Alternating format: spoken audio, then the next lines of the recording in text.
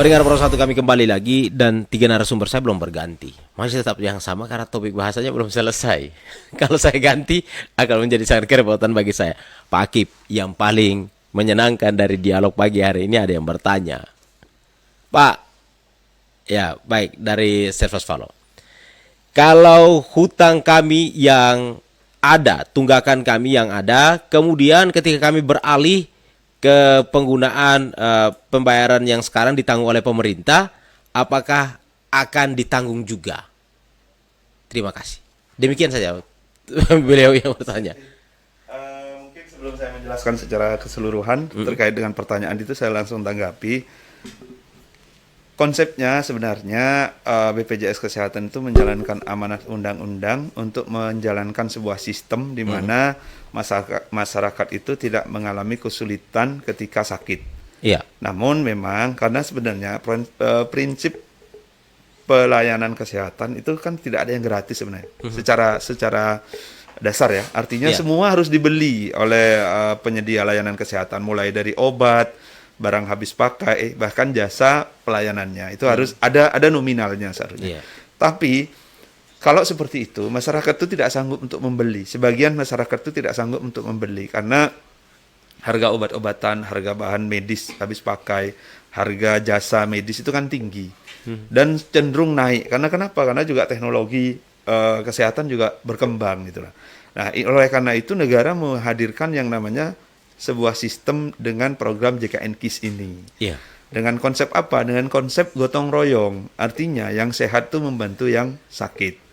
Yang kaya membantu yang tidak mampu. Seharusnya seperti itu secara konsepnya. Nah, dari situ maka akan ada kontribusi masyarakat untuk membeli layanan kesehatan ini. Kontribusinya apa? Iuran tiap bulan. Oleh karena itu, ada kewajiban bagi masyarakat yang mampu untuk membayar tiap bulan. Tapi bagaimana dengan masyarakat yang tidak mampu? Atau bagaimana dengan Pemda yang memang peduli terhadap kesehatan masyarakatnya? Bagi masyarakat yang mampu, harapannya membeli dengan cara mengiur tiap bulan ke BPJS Kesehatan.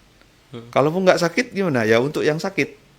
Semacam konsep sodakoh lah istilahnya. Tapi bagaimana dengan Pemda yang sangat peduli? Dia mau membeli layanan kesehatan itu seluruhnya untuk masyarakatnya. Tapi di dalam sebuah wilayah, kabupaten, kota itu kan masyarakatnya macam-macam. Ada yang mampu, ada yang kurang mampu, ada yang tidak mampu.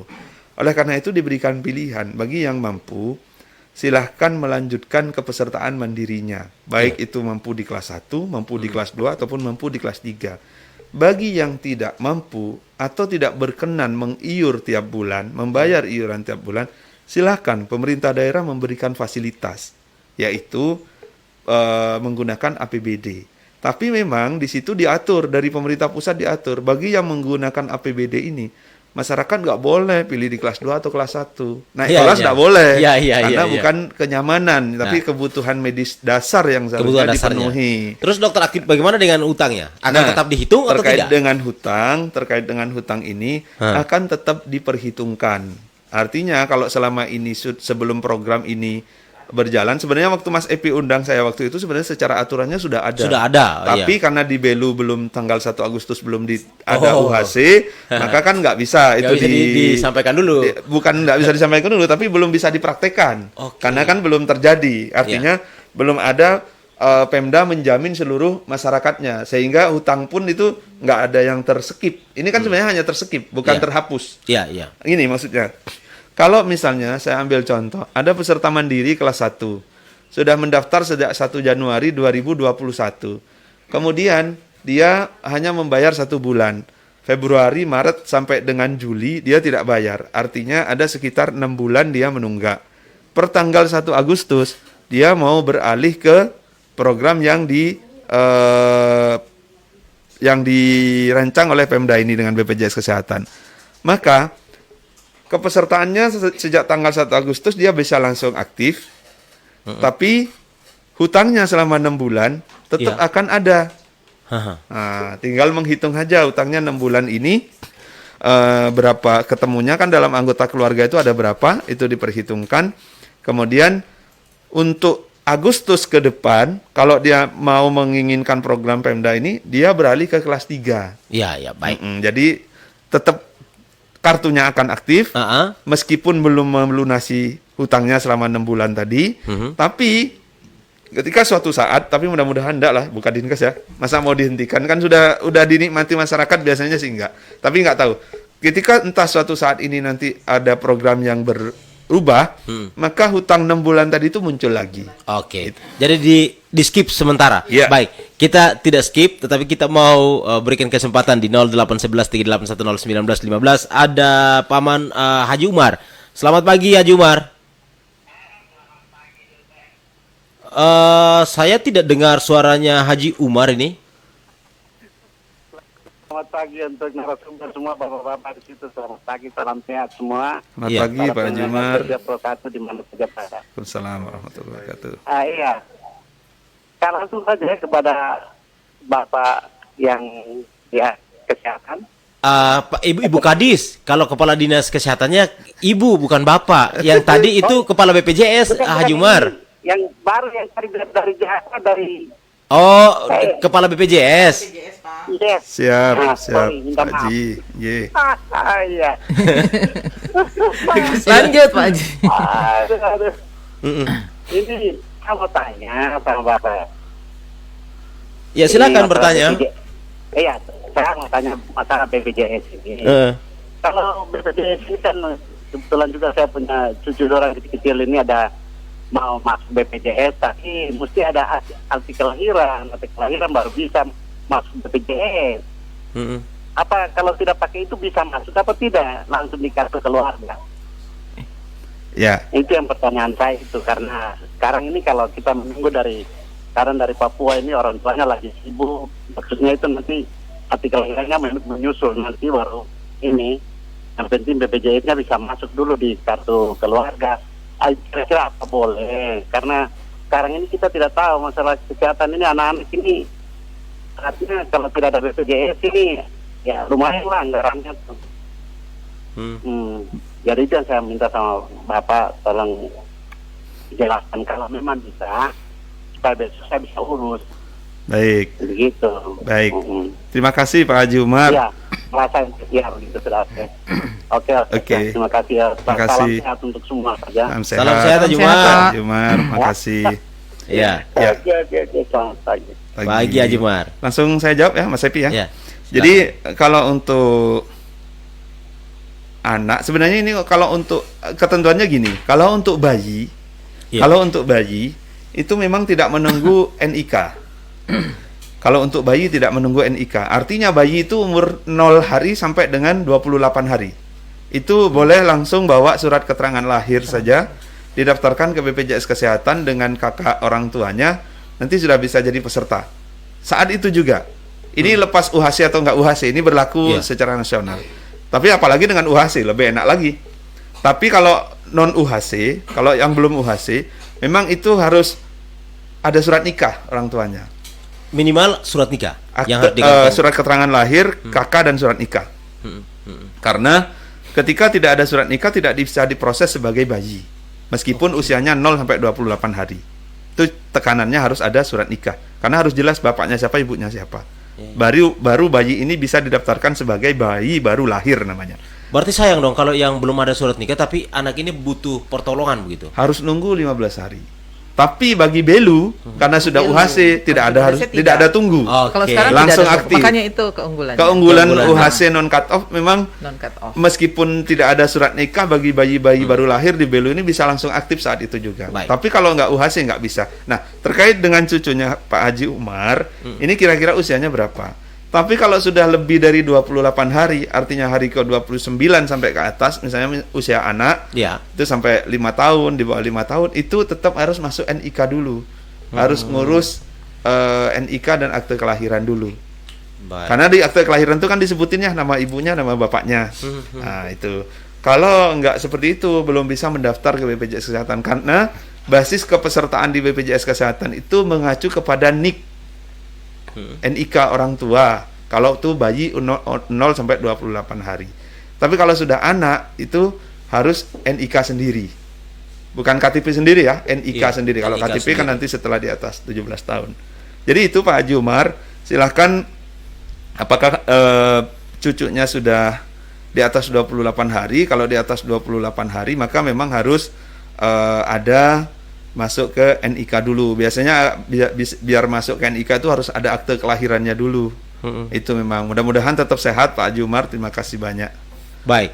Selain Haji Umar, ada lagi kami masih menanti di layanan WhatsApp kami juga. Silakan Anda akses nomor yang sama di 0811 3810 1915. Saya mau ke Pak Apri dulu. Pak Apri, tentu kalau mau diambil evaluasi, mau dilihat mungkin sudah bisa ya. Agustus, September, Oktober, November, Desember, Januari, sudah 6 bulan ya. Boleh ya minimalnya Pak. Nah, adakah ditemui ada temuan dari DPR tentang pelaksanaan program ini, mungkin ada kekurangan yang perlu dibenahi dan lain sebagainya, Pak Apri? Baik, terima kasih. Sejak kesehatan gratis menggunakan KTP dicanangkan 1 Agustus 2021 dan sampai hari ini memang di lapangan kita tidak mendapatkan laporan yang terlalu berisiko, laporan yang cukup parah. Namun yang kita dapatkan laporan itu yang terkait utang terbawa, tunggakan terbawa itu, karena mereka masih ditagih. Jadi pada kesempatan ini juga saya ingin sampaikan bahwa misalkan dari data yang kita punya ini, pekerja bukan penerima upah atau pengguna BPJS sendiri ini ada sekitar 25.569 ini yang mereka harus paham. Kita punya orang yang bilang mereka harus paham bahwa walaupun kesehatan gratis ini sudah ada dan mereka sebagai pengguna BPJS sendiri, ya kalau tidak melaporkan ke BPJS untuk dialihkan ke PBI Jamkesda menggunakan KTP, maka mereka akan utang itu akan tetap terhitung walaupun ketika sakit akan langsung di cover menggunakan kesehatan gratis. Namun mereka ini, kita punya masyarakat harus tahu supaya karena kendala yang kita temui itu, jadi mereka ada yang pikir ketika ini kesehatan gratis jadi langsung otomatis beralih tapi kan tidak. Nah, ini yang kita temui di lapangan. Lalu yang kedua yang juga menarik dan ini penting, bahwa ketika ini tadi dari awal saya sudah tegaskan bahwa sebagai fraksi pengusung pemerintahan, pendukung fraksi koalisi, jadi tentu kita akan memberikan pengawalan agar kebijakan atau kerja yang dikerjakan oleh pemerintah ini bisa maksimal untuk masyarakat. Jadi yang salah satu yang jadi masalah ketika semua orang sakit masuk rumah sakit, yang ada dalam pikiran mereka itu bahwa semua bisa ditanggung. Ya. Nah, yang menjadi masalah adalah ketika dia sakit karena laka lantas, karena kecelakaan kerja, dan kasus yang ada itu jatuh dari pohon masuk ke rumah sakit, tetapi kan tidak bisa di cover pakai BPJS atau KTP. Nah, ini kan masyarakat harus tahu. Apalagi patah hati ya Pak. Kita punya masyarakat harus tahu bahwa bukan bisa mengobati patah.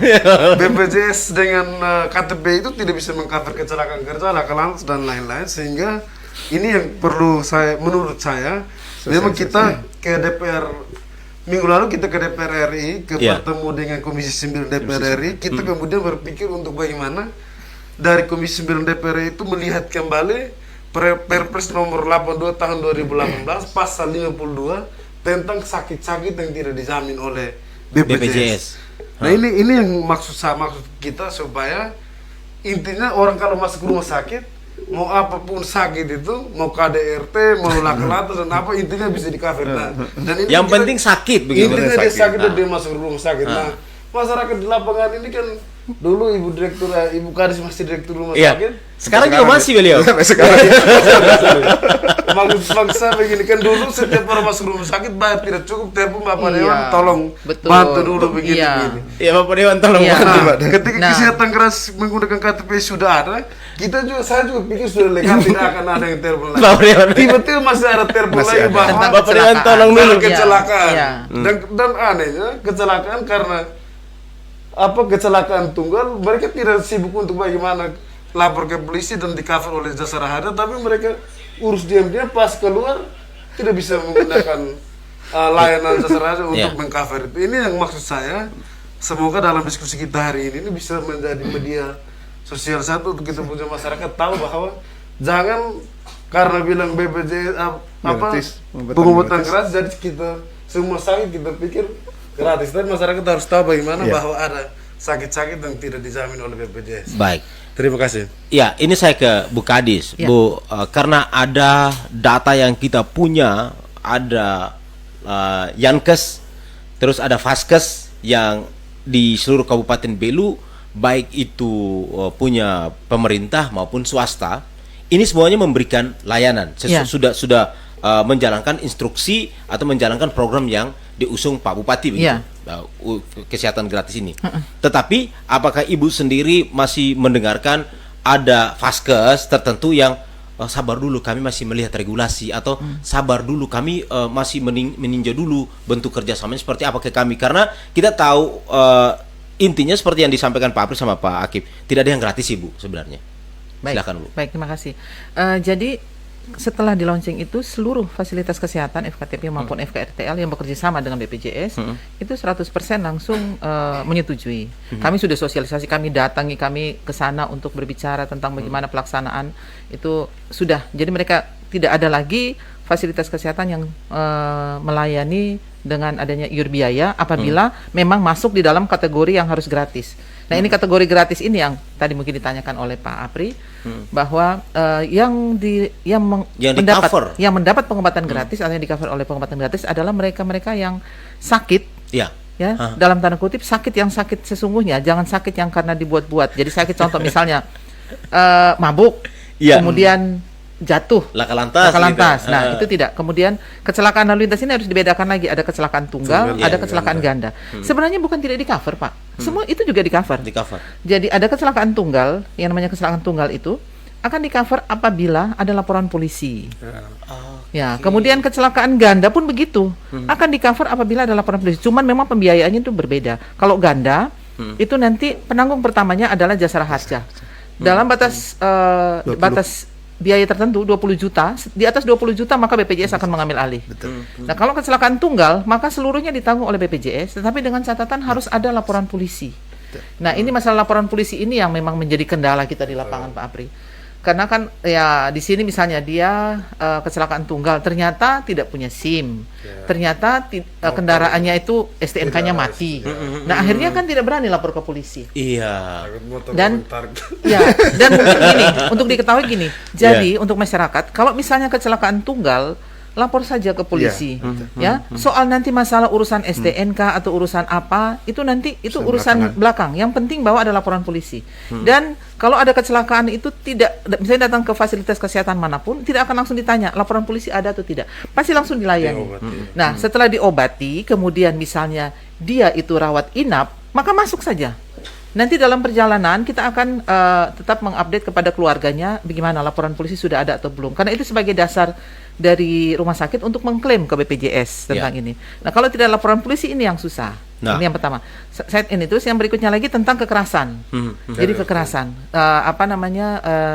akibat kekerasan rumah tangga.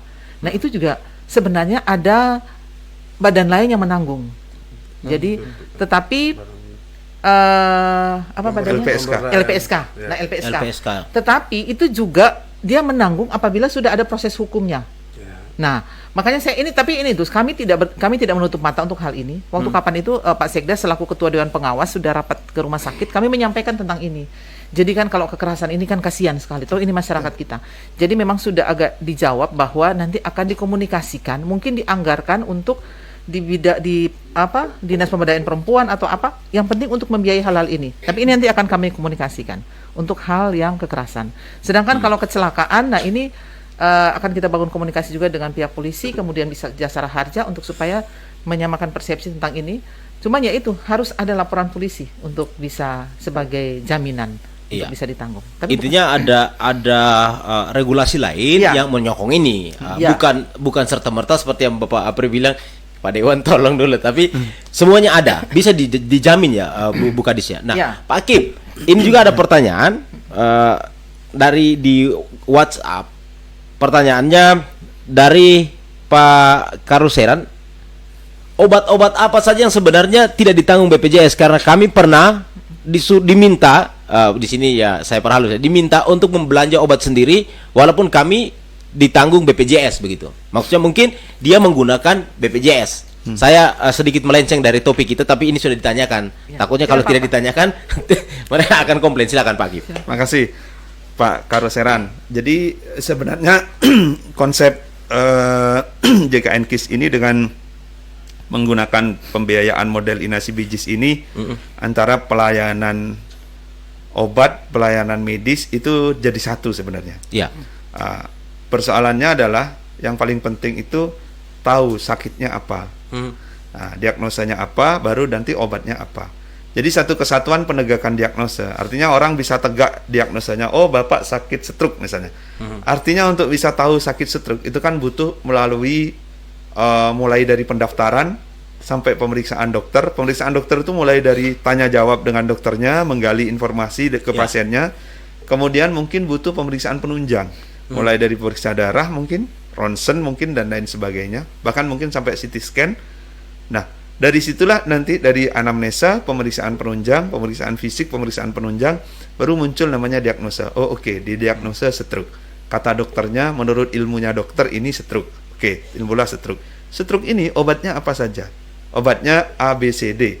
Obat ABCD ini jadi satu kesatuan dengan penegakan diagnosa dan pengobatan. Nah, ini seharusnya menjadi tanggung jawab rumah sakit. Tidak ada lagi orang yang harus beli obat di luar, obatnya kosong dan lain sebagainya. Iya. Kalau ada sampai seperti itu, silahkan dikomunikasikan ke BPJS Kesehatan.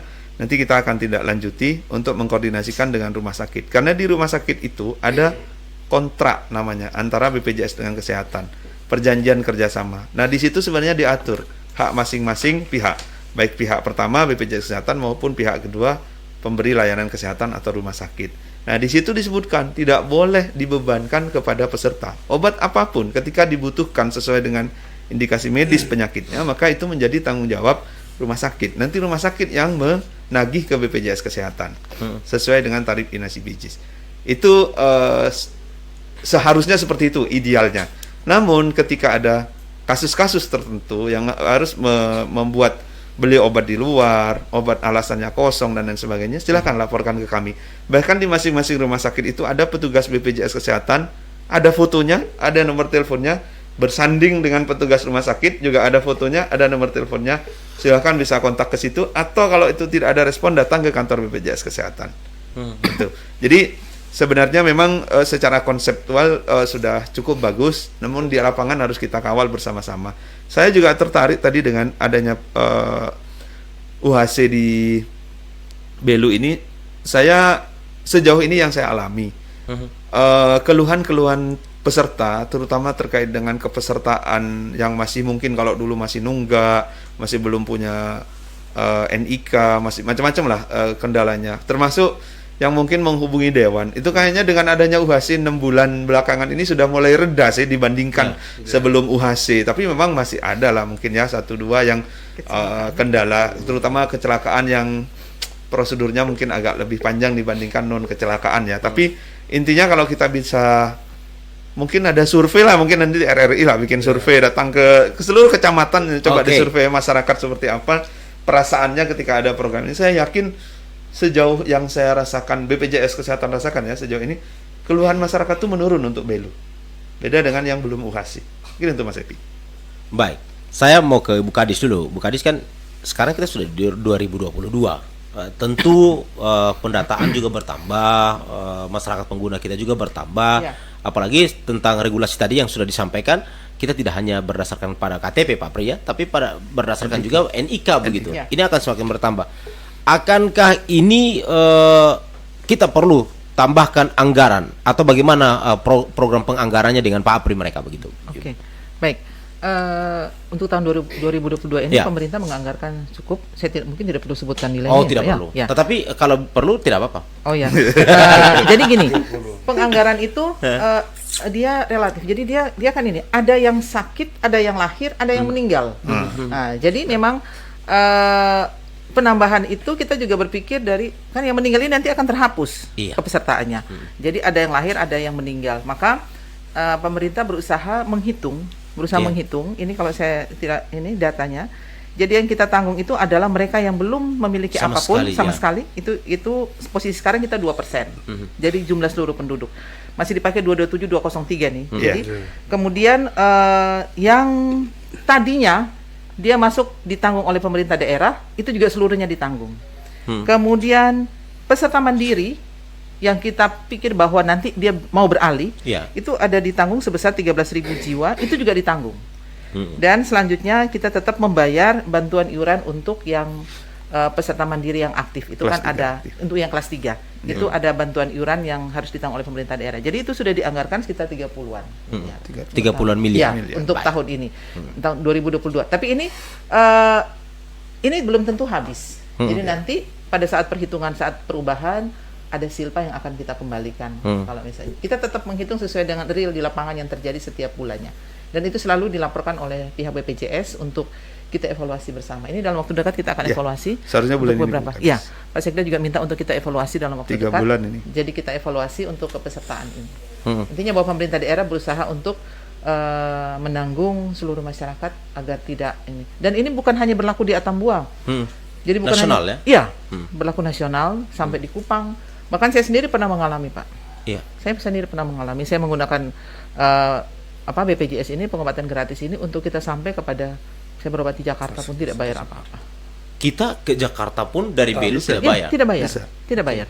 Nah, Masih tadi. Nah, Pak, saya mau ke Pak Dewan dulu, Pak Apri, kebetulan Komisi 3, Pak Apri, mungkin di sini Pak Apri perlu sampaikan bahwa banyak masyarakat yang khawatir dengan pembengkakan, pembengkakan anggaran untuk kesehatan.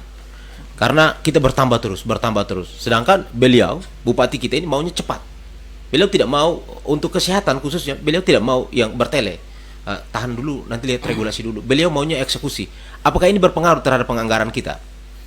Akan membengkak begitu? Baik, terima kasih. Jadi memang yang paling penting kalau kita bahas terhadap program pengobatan gratis dan juga tentang penganggaran ini, yang paling penting adalah data. Jadi memang dari Dispenduk dan juga ini kan nanti hubungannya bukan satu data soal pengguna Jamkesda saja, tetapi bagaimana ketika penerima PBI, APBN, kemudian PPU dan lain-lain, ini kan semua yang kemudian dari 98% ini bisa saja jika dinas sosial lalai kurang mengupdate data, maka PBI-nya kita akan berkurang. Bisa saja ketika PPU, pekerja penerima upah yang adalah karyawan swasta dan dia tidak kerja lagi, maka dia akan keluar dari PPU itu, maka dia akan tambah ke sini. Ataupun jika ada yang pindah keluar atau pindah masuk selama dia ber-NIK Belu, maka tentu harus di-cover oleh pemerintah. Dan dalam penjelasan ketika kita rapat komisi itu juga tidak salah disiapkan juga anggaran 2% untuk mengatasi ketika ada tambah sedikit yang baru lahir atau ada yang pindah masuk Yang dan belum punya kartu sama. peralihan dari segmen ini ke yang ini nanti di cover. Dan tentu dari dinas terkait sudah melakukan perhitungan yang matang. Intinya yang kita kawal adalah bagaimana validasi data pada setiap penerima bantuan dengan dari kelima jenis penerima bantuan ini bisa valid, dan sehingga tidak ada pembengkakan yang kemudian di luar dari 5 jenis bantuan ini. Terima kasih. Baik. Pak Akip, Siap. selama ini tentu kalau kita lihat jauh sebelum masa kepemimpinan saat ini sudah ada memang tunggakan. Bukan tunggakan itu baru ada. Tetapi tentu layanan yang diberikan BPJS harus tetap sesuai dengan standar yang diinginkan, sesuai dengan perjanjian yang ada. Nah, ini menjadi kesulitan bagi BPJS, khususnya seperti yang tadi Bapak sampaikan. Obat tidak ada, obat kurang, harus belanja di luar dan lain sebagainya. Di tahun 2022, apa komitmen BPJS sesuai dengan perjanjian yang ada? Baik, terima kasih.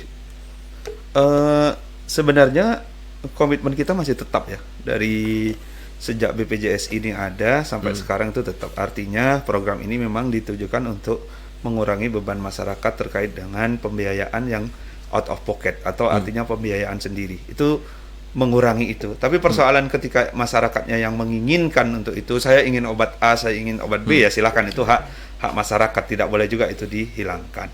Cuman yang menarik Mas Epi, tadi yang dipertanyakan Mas Epi, apakah mungkin nggak terjadi pembengkakan anggaran? Inilah bedanya antara Pemda yang mengelola sendiri dengan Pemda yang mengintegrasikan ke BPJS Kesehatan. Kalau Pemda itu mengintegrasikan ke BPJS Kesehatan, dihitung benar-benar dengan cermat berapa kira-kira penduduknya yang mau didaftarkan, kemudian akan ketahuan nanti anggarannya berapa. Ini sangat kecil kemungkinan untuk bisa terjadi pembengkakan karena memang sudah dihitung dari awal. Iya. Sudah ada estimasi Sudah pas ada- gitu ya. Karena gini, sebenarnya kalau mengelola sendiri itu kita kan tidak tahu ya kasus penyakit apa yang terjadi, berapa banyak yang terjadi, mungkin bisa itu diestimasi.